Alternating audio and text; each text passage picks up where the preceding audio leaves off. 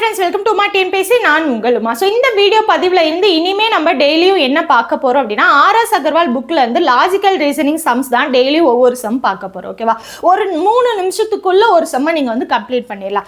Tea குடிக்கிற time, இல்லை snacks சாப்பிட்ற டைம், இல்லை சாப்பிட்ற டைம், இல்லைனா தூங்க போகிறதுக்கு கொஞ்சம் முன்னாடி, இந்த மாதிரி எந்த ஒரு டைமிங்காக இருந்தாலும் வெறும் 3 நிமிஷத்துக்குள்ள ஒவ்வொரு சம்மை நீங்கள் வந்து டெய்லியும் ப்ராக்டிஸ் பண்ணி பார்த்துடலாம். ரெகுலராக ப்ராக்டிஸ் பண்ணி பார்க்கணும். லாஜிக்கல் ரீசனிங் பொறுத்த வரைக்கும் உங்களுக்கு 10 மார்க் இருக்கு இல்லையா? 10க்கு 10 எடுக்கணும் அப்படின்னா ரெகுலர் ப்ராக்டிஸ் வேணும். நிறைய கொஸ்டின் நீங்கள் ப்ராக்டிஸ் பண்ணி பார்க்கணும். ஆர்எஸ் அகர்வால் புக் வந்து ரொம்ப ரொம்ப முக்கியமானது.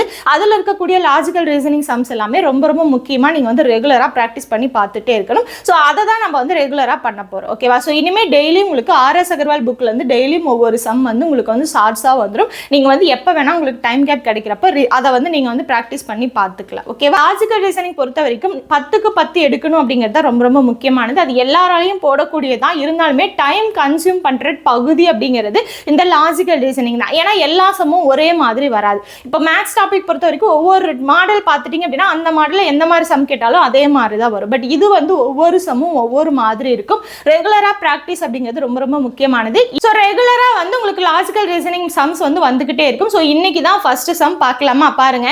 ஸோ என்ன கொடுத்துருக்காங்க அப்படின்னா, இந்த மாதிரி சர்க்கிள்குள்ள வெளியே இந்த மாதிரி ஏதோ ஒரு இமேஜ்குள்ள பார்த்தீங்க அப்படின்னா உங்களுக்கு வந்து நம்பர்ஸ் கொடுத்துருப்பாங்க. அந்த நம்பர்ஸை வந்து கொஸ்டின் மார்க் கொடுத்துருவாங்க. ஓகேவா? இது வந்து விடுபட்ட எண்ணை கண்டுபிடி, அந்த மாதிரி அந்த சீரீஸில் வந்தாலும் சரி, இல்லை மிஸ்ஸிங் கேரக்டர் அப்படின்னு சொன்னாலும் சரி, எந்த மாதிரி வந்தாலும் எப்படி அப்ரோச் பண்ணலாம் அப்படிங்கிறத பார்க்கலாம். பாருங்க.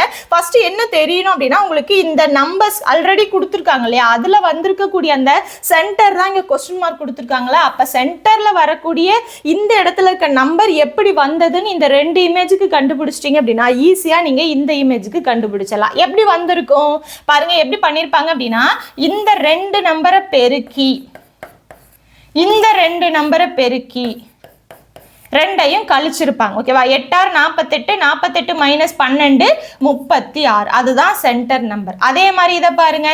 7 8 56 மைனஸ் 2 5 10 கழிச்சிங்க அப்படின்னா 46. அதே தான் இங்கேயும் இம்ப்ளிமெண்ட் பண்ண போறீங்க. பாருங்க. 7 × 10 70 மைனஸ் 6 நாங்க 24 கழிச்சிங்க அப்படின்னா உங்களுக்கான ஆன்சர் 46ன்னு கிடைக்கும். ஓகேவா? இந்த சம் பாருங்க RRB 2004 கேட்ட கொஸ்டின் தான். ஓகேவா? ஸோ ரொம்ப ரொம்ப முக்கியமானது இந்த டைப்ல வரக்கூடிய சம்ஸ் எல்லாமே. ஓகேவா? ஸோ இதே மாதிரி ரெகுலரா வந்து நீங்க வந்து ப்ராக்டிஸ் பண்ணணும். ரெகுலரா வந்து ஆர்எஸ் அகர்வால் புக்ல இருந்து சம்ஸ் வந்து போட்டு பார்க்கணும் அப்படின்னா நம்மளோட சேனலை ஃபாலோ பண்ணி வச்சுக்கோங்க. நம்மளோட சேனலை இந்த நீங்க சப்ஸ்கிரைப் பண்ணல அப்படின்னா சப்ஸ்கிரைப் பண்ணி வச்சுக்கோங்க.